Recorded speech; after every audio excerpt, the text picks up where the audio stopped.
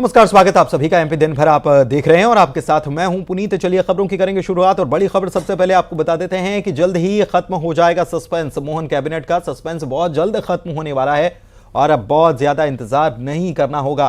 खबर जो मिल रही है सूत्रों के हवाले से वो ये है कि 2 से 3 दिन में कैबिनेट का विस्तार हो जाएगा, ये खबर आ रही है। और ये भी जानकारी आ रही है कि मंत्रिमंडल के जो सदस्य हैं जिनको मंत्रिमंडल में शामिल करना है उसकी लिस्ट जो है दिल्ली भेज दी गई है, बस वहां से ओके होना बाकी है। और जैसे ही ओके होगा राज्यपाल का समय लिया जाएगा और राज्यपाल से समय लेने के बाद मंत्रिमंडल का विस्तार भी कर दिया जाएगा। दरअसल आपको बता दें कि 18 तारीख से विशेष सत्र जो है वो शुरू होना है, विधायकों को शपथ लेनी है और उसके पहले मंत्रिमंडल का गठन कर लिया जाए, मंत्री बना लिए जाए, टीम मोहन जो है वो बना ली जाए। कौन कौन से संभावित नाम है वो तो आप देख ही रहे हैं नीचे स्क्रीन पर। लेकिन बीजेपी ने जैसे चौंकाया है मुख्यमंत्री के चेहरे को लेकर, तो हो सकता है कि ये लिस्ट भी चौंकाने वाली सामने आए। लेकिन जाहिर सी बात है कि सीनियर नेताओं को इसमें स्थान कहीं ना कहीं नजर आएगा, लेकिन कैसी होगी लिस्ट, क्या होगी, बहुत जल्दी इस सस्पेंस पर से भी पर्दा उठ जाएगा।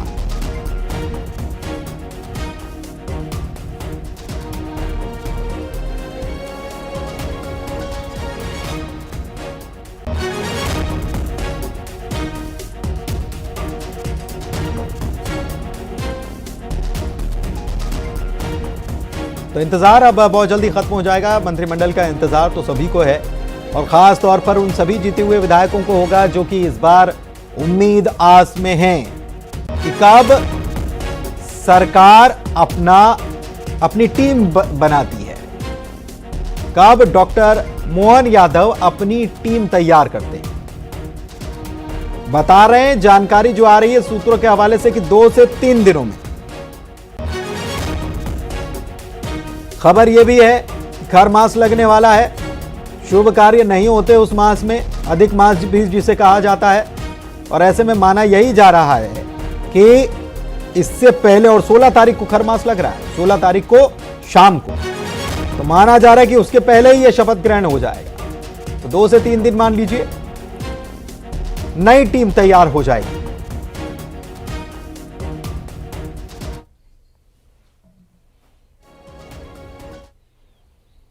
तो मध्य प्रदेश में मोहन राज के आगाज के साथ ही अब मंत्रिमंडल विस्तार को लेकर अटकलें तेज हो चुकी हैं। लोगों को इंतजार है मोहन मंत्रिमंडल का, जिसमें ग्वालियर चंबल संभाग के कई विधायकों के नाम पर भी चर्चा चल रही है।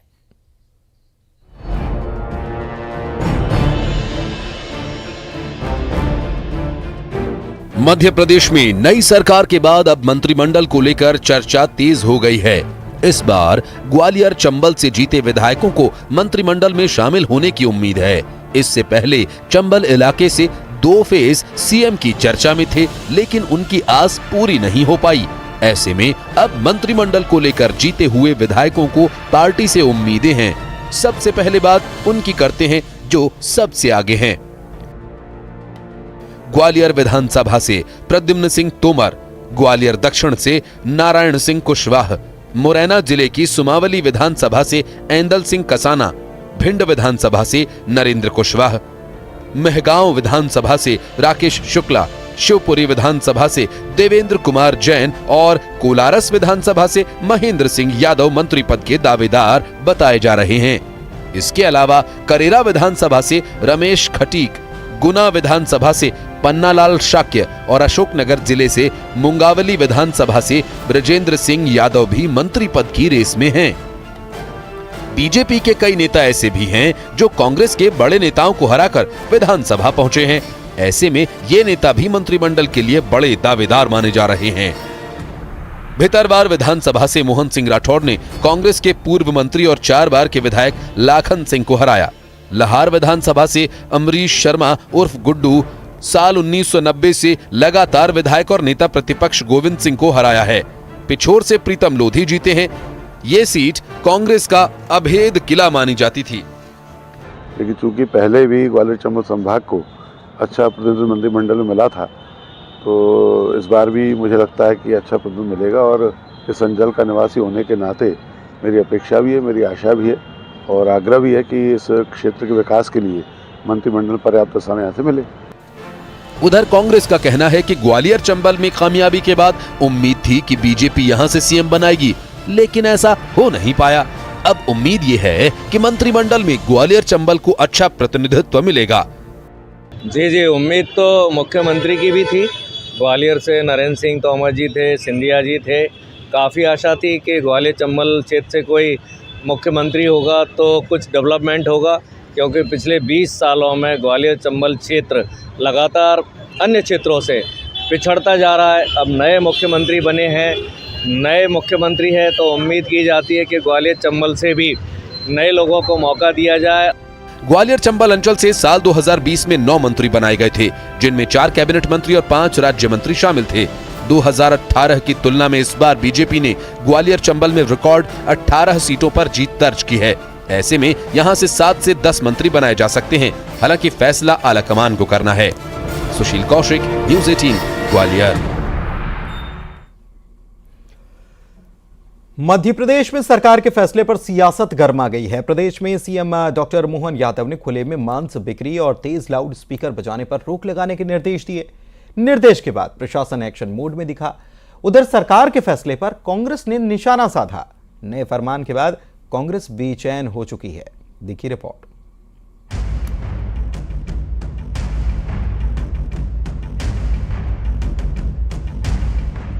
मध्य प्रदेश में मांस बिक्री और लाउड स्पीकर पर कार्रवाई शुरू हो गई है।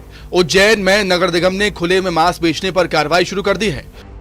उधर अशोकनगर में 4 डीजे संचालकों पर कार्रवाई की गई। सरकार के आदेश के बाद प्रशासन सख्त हो गया है।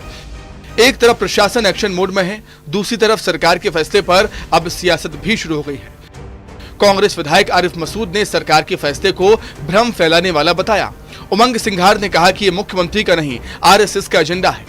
देखिए, दोनों फैसले ऐसे हैं जिसका कोई स्वागत नहीं करेगा, क्योंकि स्वागत करते महंगाई पर अगर ये बात करते नौजवानों के रोजगार पर, ये किसानों पर, तो हम लोग स्वागत करते। ये फैसला केवल भ्रम फैलाने वाले हैं। इन तमाम चीजों में सुप्रीम कोर्ट की गाइडलाइन है, शासन की गाइडलाइन है। उस गाइडलाइन का सब पालन करते आ रहा है, वही करेंगे। सुप्रीम कोर्ट का फैसला कौन नहीं मानेगा, लेकिन सुप्रीम कोर्ट ने कहाँ प्रतिबंध करा है? उसमें तो कहीं सुप्रीम कोर्ट ने प्रतिबंध का शब्द का इस्तेमाल मेरे ख्याल से नहीं करा, और अध्ययन कर लें। ये मुख्यमंत्री जी का एजेंडा नहीं है, ये आरएसएस का एजेंडा है।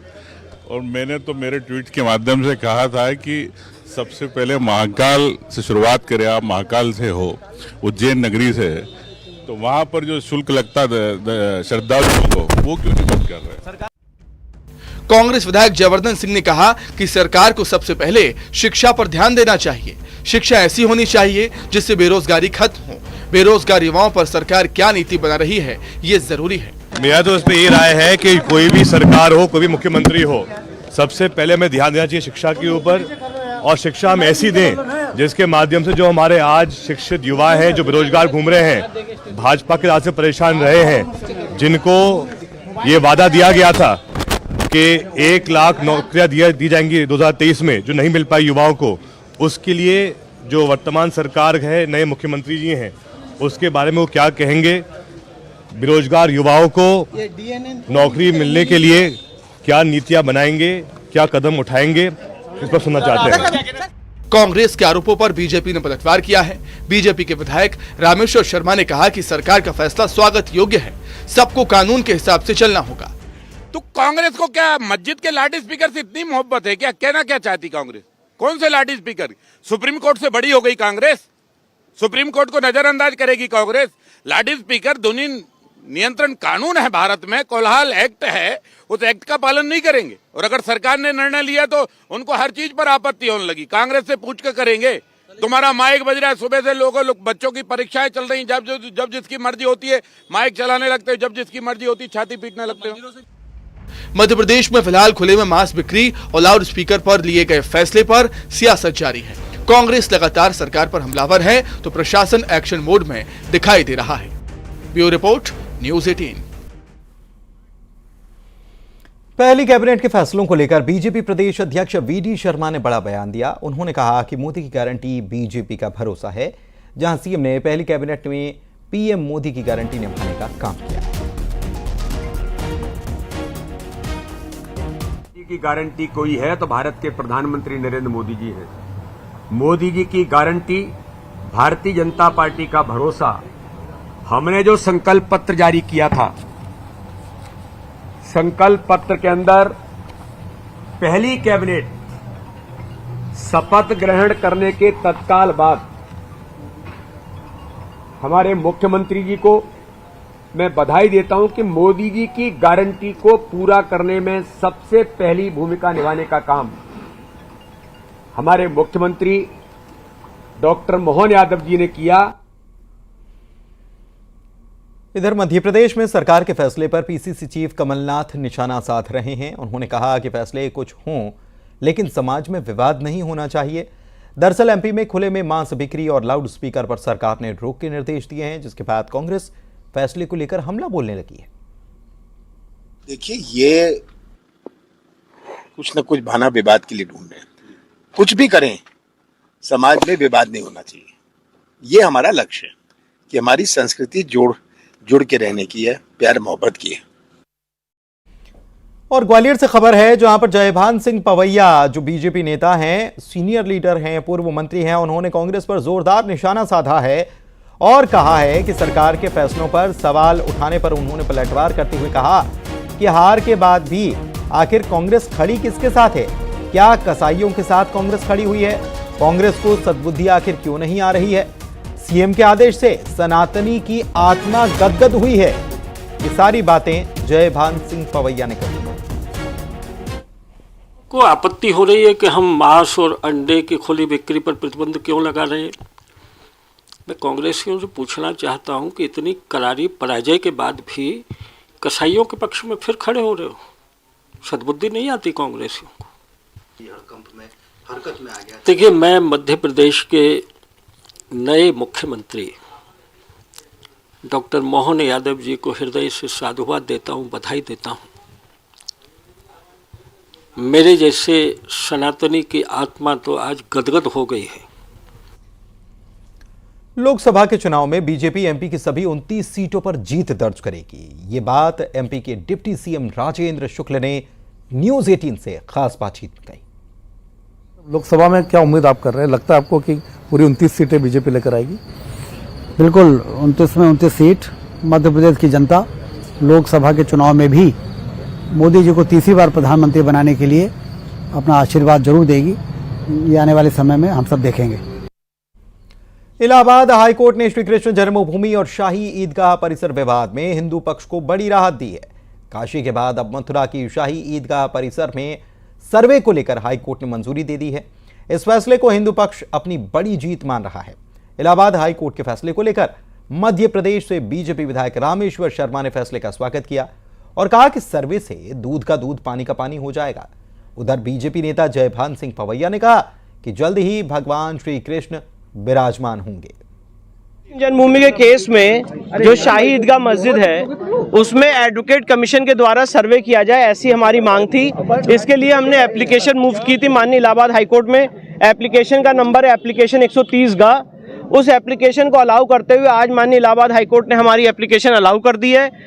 आज शाही ईदगाह भगवान कृष्ण की जन्मभूमि को लेकर जो सर्वे को लेकर आज कोर्ट ने फैसला दिया है, मुझको लगता है पारब्रह्म परमात्मा भगवान श्री राम की अयोध्या में भव्य दिव्य नव मंदिर निर्माण कार्य तो चल ही रहा है, लेकिन आज कोर्ट का फैसला बहुत सुंदर है, बहुत सराहनीय है, जिससे मुझको लगता है भगवान कृष्ण की जन्मभूमि मंदिर निर्माण भी अब संभव हो पाएगा। देखिए, तो सभी सनातनियों की विजय है। जो पूर्व काल में कुछ लोगों ने सनातन की भावनाओं को, सनातन को मिटाने का जो प्रयास किया गया था, उस प्रयास को चाहे देर से ही सही मिटाने का कार्य अब कानूनी तौर पर प्रारंभ हुआ। माननीय उच्च न्यायालय ने भावनाओं को ध्यान में रखते हुए कमिश्नर नियुक्त किया और सर्वे के जो निर्देश दिए हम उसका स्वागत करते हैं। और सभी को ये समझना चाहिए कि न्यायालय ने जब बात कही है तो दूध का दूध पानी का पानी हो जाएगा। श्री राम जन्मभूमि के लिए तो हमको खून बहाना पड़ा। मैं संघर्ष का साक्षी रहा, लेकिन अब ऐसा लगता है कि इस बदले हुए युग में भारत में हम न्यायपालिका के रास्ते अपने भगवान के संपूर्ण और भव्य मंदिर के स्वप्न को मथुरा में पूरा करेंगे, जल्दी पूरा करेंगे। बात भोपाल की करेंगे, जहां पर मोहन सरकार में पहला बुलडोजर एक्शन लिया गया। आरोपी फारूक के अवैध निर्माण पर निगम ने बुलडोजर चला दिया। आपको बता दें कि फारूक बीजेपी कार्यकर्ता पर हमले का आरोपी है। एनएसए के तहत ये कार्रवाई भी की गई है।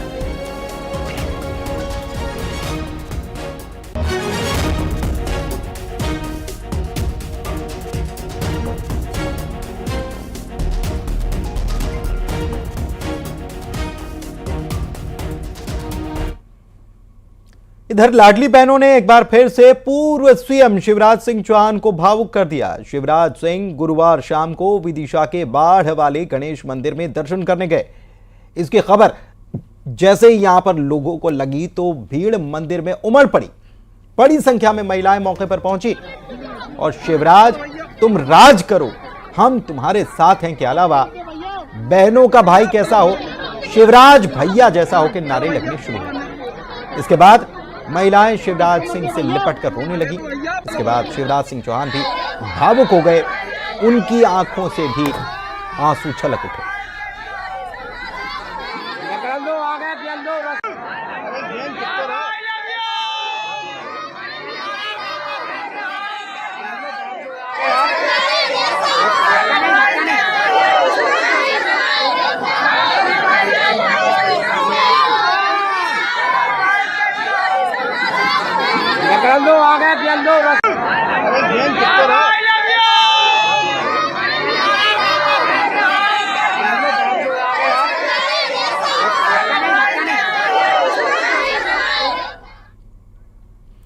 और वहीं विदिशा में शिवराज सिंह चौहान का अलग अंदाज भी दिखाई दिया। शिवराज सिंह चौहान ने खेत में ट्रैक्टर चलाकर चने की बुआई की। इसकी फोटो सोशल मीडिया पर उन्होंने शेयर की, बाकायदा वीडियो शेयर की और उन्होंने लिखा है कि अपने मध्य प्रदेश की माटी सोना उगलती है, धरती मां धन धान्य से घरों को खुशहाल बना देती है। पसीने की कुछ बूंदों से माटी को नमन किया। आज खेतों की जुताई कर चने की बुआई।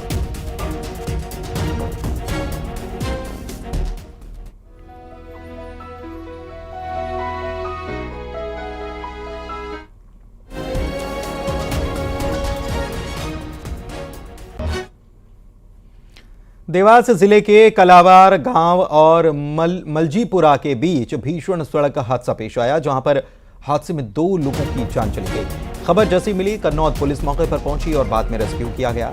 घायलों का प्राथमिक उपचार कन्नौद में जारी है। इंदौर बैतूल नेशनल हाईवे 59 पर कलवार गांव के पास यह हादसा पेश आया। हादसे के दौरान वाहन में 12 लोग सवार थे, जिनमें 2 लोगों की मौत हो गई।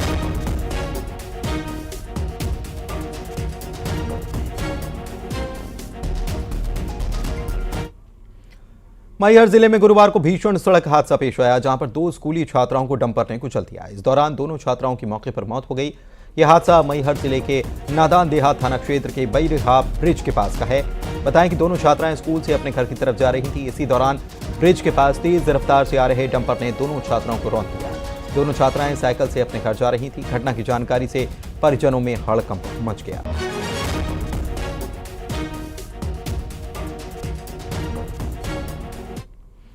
इधर बुरहानपुर में नए सीएम डॉक्टर मोहन यादव को बधाई देने वाले पोस्टर और बैनर चर्चा का विषय बने हुए हैं। पोस्टर में सीएम डॉक्टर मोहन यादव को कांग्रेस के नेता अरुण यादव बधाई दे रहे हैं। इतना ही नहीं, इस पोस्टर में पूर्व मंत्री सचिन यादव और कांग्रेस की निगम अध्यक्ष अनीता यादव की फोटो भी लगी है। पोस्टर में सीएम डॉक्टर मोहन यादव और अरुण यादव को एक मंच पर बैठे दिखाया गया है। इस पोस्टर के आने के बाद एमपी के सियासी गलियारों में अटकलों का बाजार गर्म हो चला है। बीजेपी और कांग्रेस ने इसे सामाजिक पोस्टर बताया है, क्योंकि ये दोनों एक ही समाज से हैं, इसीलिए।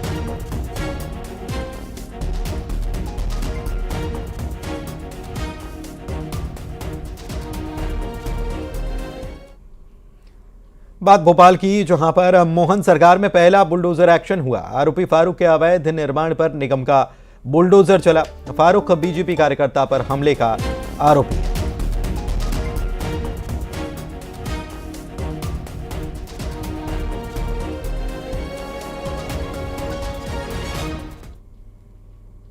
बालाघाट से खबर है, जहां पर पुलिस ने मुठभेड़ में 14 लाख रुपए के इनामी नक्सली को मार गिराया। हॉक फोर्स के जवानों ने यह एनकाउंटर किया। मारे गए नक्सली का नाम चैतू उर्फ मड़काम हिड़मा है।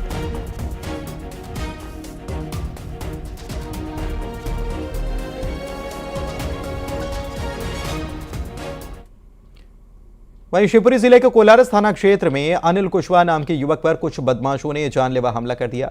इस दौरान पिता को पिटता देख अनिल की बेटी बदमाशों से जा भी। तस्वीरें भी आपको हम दिखा रहे हैं कि कैसे पहले पिता को पीटा गया बदमाशों के द्वारा और इस दौरान इस पिटते हुए व्यक्ति की बेटी जो है वो दौड़ते हुए आती है और यहाँ पर टूट पड़ती है, बदमाशों से भिड़ती है। इसका वीडियो सामने आया है। वीडियो में साफ देख सकते हैं कि कैसे एक बेटी ने अपने पिता को बचाने के लिए बदमाशों से वो भिड़ गई। बाद में पुलिस ने पीड़ित पक्ष की शिकायत पर आरोपियों के खिलाफ मामला दर्ज कर लिया है। प्रॉपर्टी विवाद बताया जा रहा है। वो एक चाचा का लड़का था, एक बुआ का और 4-5 कुछ अन्य थे उसके साथ में। तो क्यों किया हमला? क्या कोई बात हो गई थी क्या? एक मकान का विवाद चल रहा है पिताजी से। किसके? आपके पिताजी से? हाँ जी। तो उनके ही पक्ष में आए थे वो लोग। वो चाचा थे हमारे, पता नहीं चाचा थे तीनों, पता नहीं उन्होंने क्यों मारा। वो एकदम आए और उन्होंने पकड़ के मारने लगे। कितने लोग थे? करीब 7 या 8 थे। आप लोगों की शादी में मारपीट की है क्या? हाँ। एमपी में नई सरकार बनने के बाद भ्रष्टाचार पर प्रशासन का एक्शन लगातार जारी है। दमोह रीवा में लोकायुक्त ने बड़ी कार्रवाई की और रिश्वतखोरों पर शिकंजा कसा। दमोह में अंकित सैनी नाम के क्लर्क को 10,000 की रिश्वत लेते गिरफ्तार कर लिया गया। तो रीवा में एसडीएम दफ्तर के बाबू को 5,000 की रिश्वत लेते लोकायुक्त ने गिरफ्तार किया।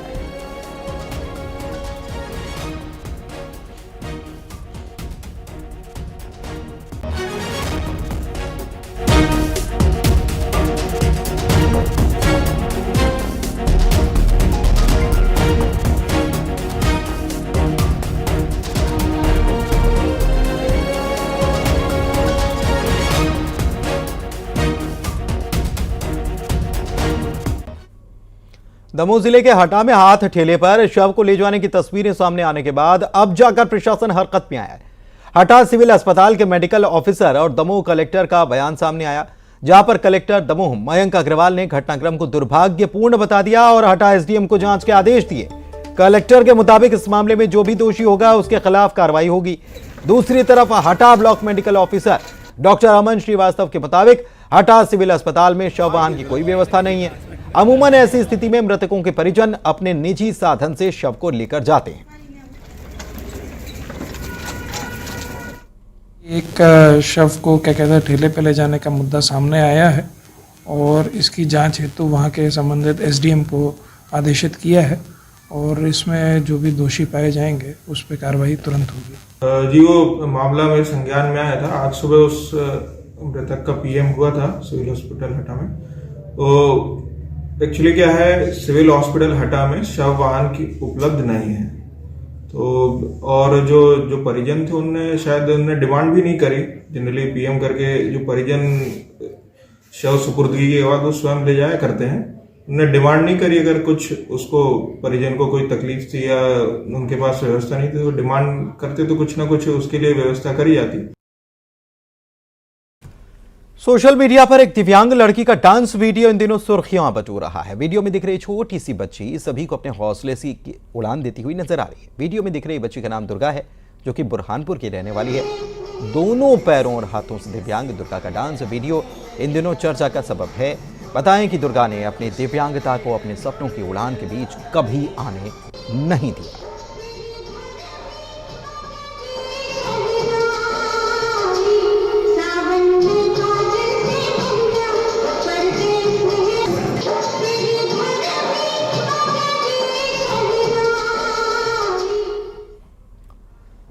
शाहरुख खान अपनी बेटी सुहाना खान के साथ महाराष्ट्र के शिरडी में साईं बाबा मंदिर में दर्शन करने पहुंचे। उन्होंने अपनी बेटी सुहाना के साथ साईं बाबा की पूजा अर्चना की। दरअसल बॉलीवुड किंग शाहरुख खान इन दिनों अपनी आगामी फिल्म जंकी को लेकर लगातार सुर्खियों में छाए हुए हैं। इस फिल्म की सफलता के लिए शाहरुख खान मंगलवार सुबह सुबह जम्मू स्थित वैष्णो देवी मंदिर पहुंचे थे। किंग खान वैष्णो देवी के बाद शिरडी के साईं बाबा मंदिर में दर्शन करने के लिए पहुंचे। इस दौरान उनकी लाडली बेटी सुहाना खान भी उनके साथ मौजूद थी। दोनों की तस्वीरें इस वीडियो सोशल मीडिया पर सामने आई हैं। और इसी के साथ इस बुलेटिन में फिलहाल इतना ही। नमस्कार।